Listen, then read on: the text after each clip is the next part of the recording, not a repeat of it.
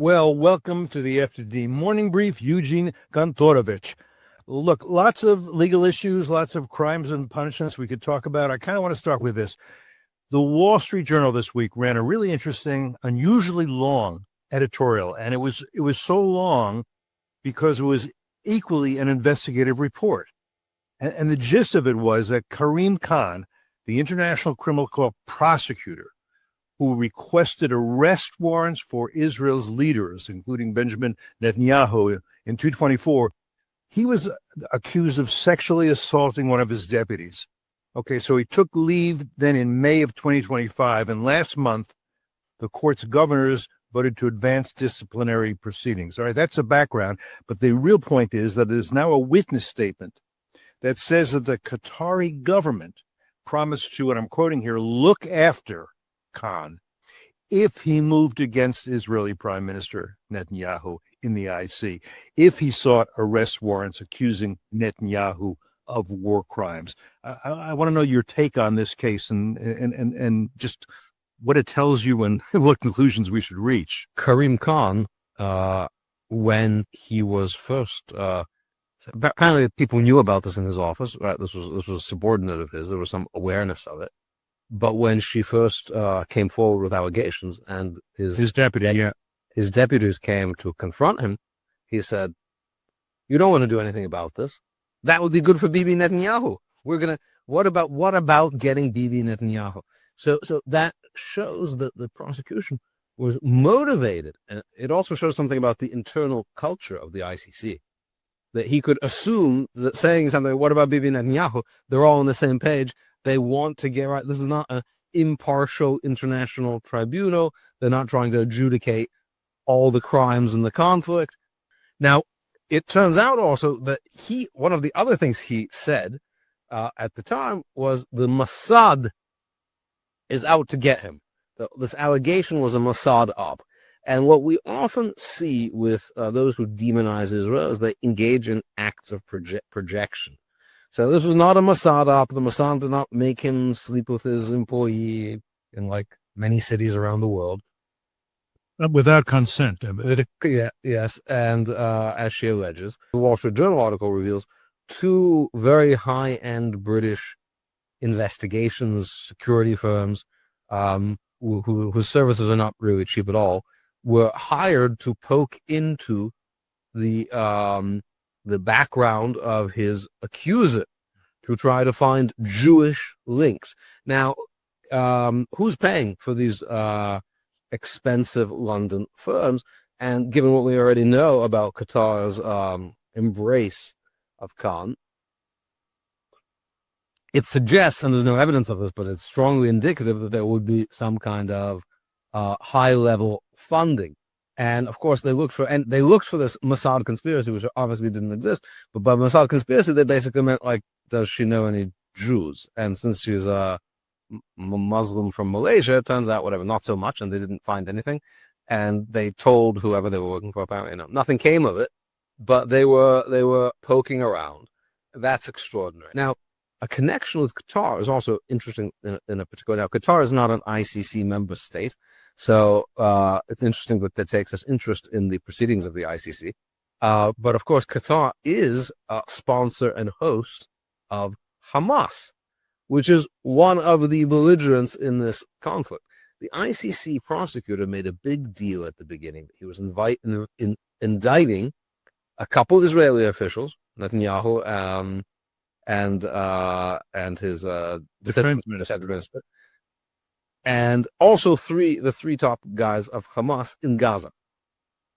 Now, we know that the Sinwar and his two deputies, we know that they organized October 7th. That crime did occur. The thing that Netanyahu was indicted for is a crime that may actually, it's not just that he's not guilty of it, it's that it seems not to actually have happened in the world, namely the forcible starvation of the people of Gaza, which now that the war has died down, now that the Board of Peace is in there, there's no evidence being brought out of starving people. So they have not found the mass graves or bodies other than the ones that Hamas obviously dug. So he created this false equivalence, but then there's a problem. Israel killed the 3 Hamas guys as part of in the course of the war, which means Israel has done more to bring ICC defendants to justice than the ICC. Israel has closed more ICC cases in the past year than the ICC has in a while. But you'd think for this equality, he would then bring more warrants. And in particular, in Israel, he focused on the top, Bibi. But in Hamas, he focused not on the top, right? Because the guys in Gaza are not the top. The political leadership is in Qatar. And those are exactly the guys he did not indict. So that's interesting. Why not go up the food chain to the people who planned and really run, the organization. So the political leadership, which is the counterparts to Bibi. So that says a lot. Now, the most amazing thing about this, the ICC is supposed to be this impartial, Olympic, like Zeus, like deciding from a great distance. And it turns out, first of all, they're highly politicized. They have a clear bias against Israel, compromised. Now, what has been the ICC's reaction? I think this is the most distressing. So, when these allegations came out, eventually they started investigating him, like in an employee disciplinary proceeding, which is a very long one. I don't know of any company that would, if there's such allegations, would take like a year or more to conduct such a process. It turns out they have a very high burden of proof for firing someone. It's beyond reasonable doubt, which is the burden for putting somebody in jail. So it makes it very hard. Why not have preponderance of evidence rather than Even a lower standard is in an employee proceeding, often just in a mere allegations. This isn't a criminal. This isn't a case. It's not a trial. Right. He's not going to lose anything other than most of the job. But what haven't they done? This is not about Khan, right? First of all, it's about his office. He's working in an office where you can say it's the Mossad, or, what about justice for Palestine? Don't stop the case. And those are arguments that, don't get him fired in and of themselves. In America, if there was a case brought against individuals, especially with very clear, unclear basis as to whether any, without a body, so to speak, it was like a murder case without a body. And it turned out the prosecutor was compromised in this way. It's not just the prosecutor who'd be fired. The case would have to be thrown out. It would be permanently poisoned. It would be tainted forever. No judge would let this case proceed. A letter, in addition to disciplining the prosecutor. But the ICC is not even thinking about getting rid of this case, because for the ICC, this is what they're really betting their reputation on. Right? The ICC, and I want to explain, the ICC has not been a big success. People say ICC, it's like it's a real thing. But in the 20-some years now of its existence, it has convicted less than 10 people of core ICC crimes, atrocity crimes. That's not a great record. It has a really, really bad record. It has a hard time catching people. It has a hard time convicting people. So it has really not done much at all. And even donor states who believe in the ICC mission have started saying it's not delivering. Now, there's a reason it's not delivering, because it can't deliver, because you can't separate the prosecutorial function from the ex-ante enforcement function, right? Like, we can prosecute people in our courts because we have police who go and abduct them, right? We even have an army who can go to Venezuela or Panama and abduct people. ICC lacks all those things. So it's not surprising that it's failing. But donor countries were getting frustrated. And I think they made a very clear calculation that they're going to do a Hail Mary and do something which, if it works, will win the lowest common denominator of donor countries forever. And for many countries, it will be enough that they do this one thing.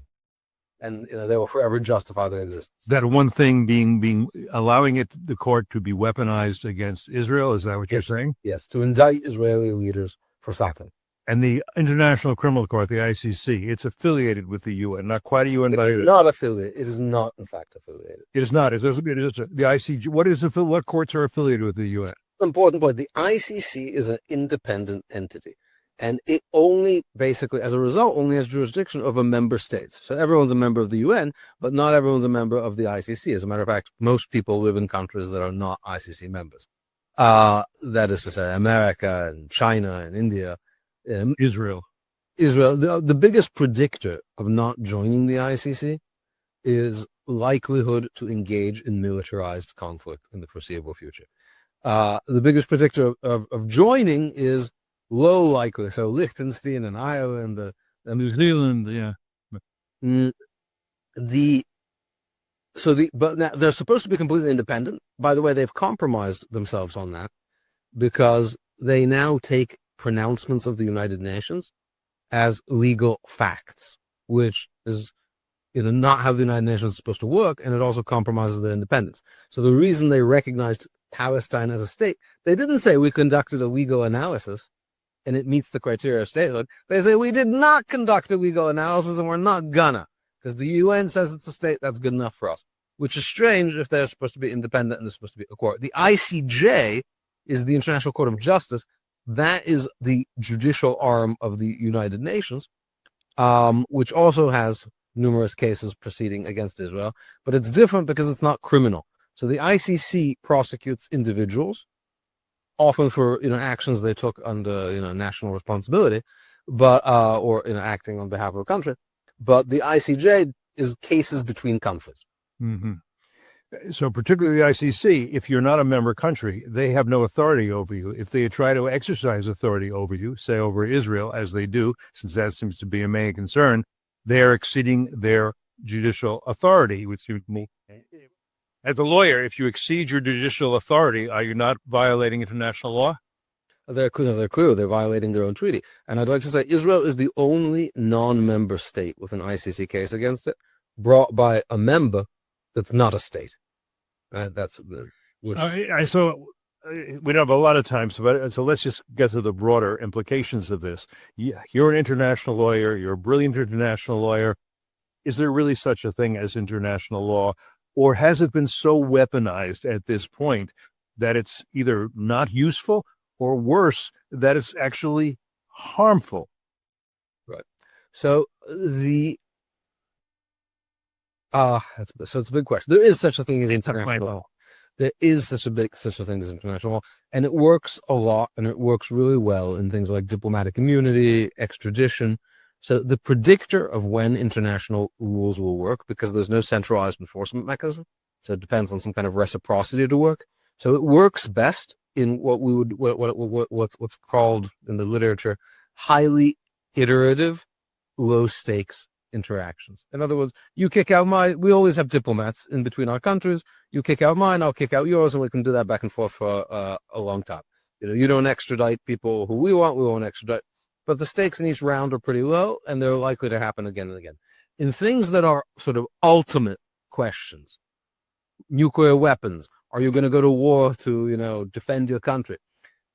International law has much less force because there's no reciprocity. There may be no future rounds. So in the big ticket items, right, prosecuting heads of state, there it is singularly defective. So let me push back just a little bit. So you say, okay, here's an example. You throw out our diplomats, we throw out yours under international law. Okay, so in the fall of 1979, the Islamic Republic of Iran takes American diplomats hostage. What use was international law in that hostage-taking situation? So international law is not going to provide answers, but it will provide you an understanding of when a violation has occurred. So, which is, in other words, a relation. That's why we had a breakdown of our relationship, because we understood what they did was extreme and, suggesting they don't want to be part of this system. And that is to say, you had an Islamic revolutionary government that was both revolutionary and Islamic. That's an important point. And so they were saying, we don't care about this system of rules. And what they're saying now in the Strait of Hormuz is exactly the same thing, right? The international law makes some states are lucky, right? Or I would call it lucky. Some states have geography that puts them in control of international straits. International strait. So there's what we understand the high seas. That's like the open ocean. You can think of it roughly speaking, and it's like in the middle of nowhere.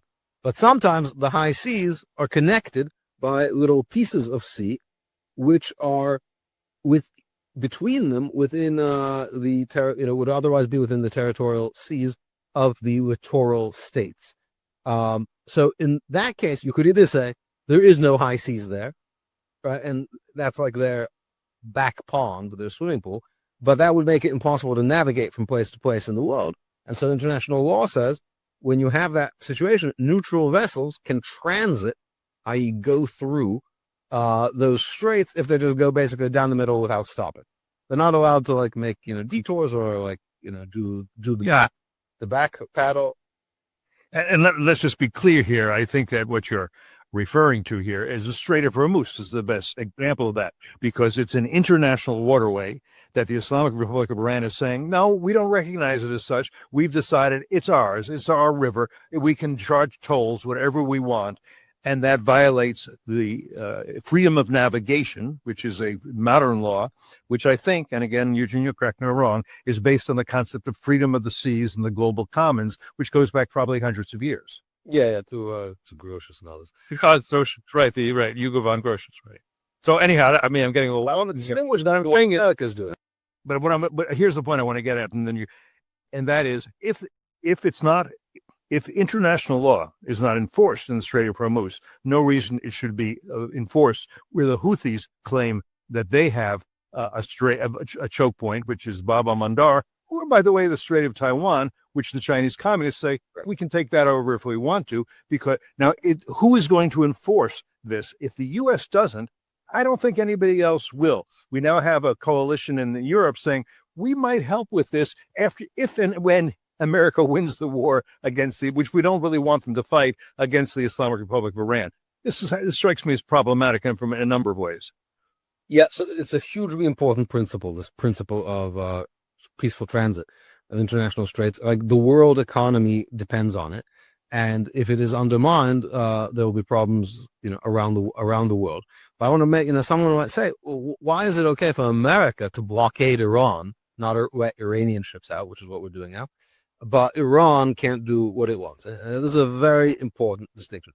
Blockade is a belligerent action. That means we're at war with Iran, and we're doing something. Normally, you're not allowed to blockade, and if you do blockade, it means you're basically at war. But you can only blockade. When you blockade, you're blockading the country, which means vessels going to or from its ports. That includes neutral vessels. So even third country ships, nobody can come in or out of Iran if you have a declared maritime blockade in wartime. But what you can't do, the difference the Iranians are saying is, we're going after shipping that's just passing through. Right? If Iran said we're blockading America, we're not letting any ships. So that's why, if you listen to their rhetoric, they try to actually give some lip service to this. They say we're going to make tolls on any ship that's like an enemy ship or that's like friends with America or Israel. But by that they define basically the whole world. But international law there's no friend concept, right? If Iran is at war with America or Israel, it can for sure deny transit to American and Israeli ships. That's completely... But they're using that as a pretext to deny transit to all ships except those who pay tolls, and that's where they're exceeding there. Denying transit to American ships doesn't buy them much because there's not that many American ships on the sea. No, they're not. Almost none are flagged, and actually very little of ours. But they are exerting. They're essentially an occupying power on an international waterway. Yes, they are. They're trying to. They're basically trying to annex, to themselves, an international waterway. And it would be from the point of view of nations that care about international law, to allow them to set that precedent would be fairly dreadful. In a way, it would mean that the freedom of navigation has been effectively abolished in one place and can be in other places as well. The question is, what are you going to do about it? Are you going to bring a motion for a preliminary injunction in the ICJ, or are you going to seek damages in the International Court for the Law of the Sea in Hamburg? So, but none of those are good options, and so the only way to really do it is to do it through self-help, which is the real enforcement mechanism in international law. Being enforced by the U.S. essentially. Yeah, that's what has to happen. And Israel. I suppose Israel. Yeah. Is there actually acting as an enforcer there? It is providing assistance, naval assistance. Okay. That's probably enough for today. Is there anything else very much in your mind? I think that's good. We got Khan in the Straits of Hormuz. That's good. Okay. Eugene Kontorovich, thank you so much. Always a pleasure to talk to you. I always learn a lot. Great pleasure. Thank you.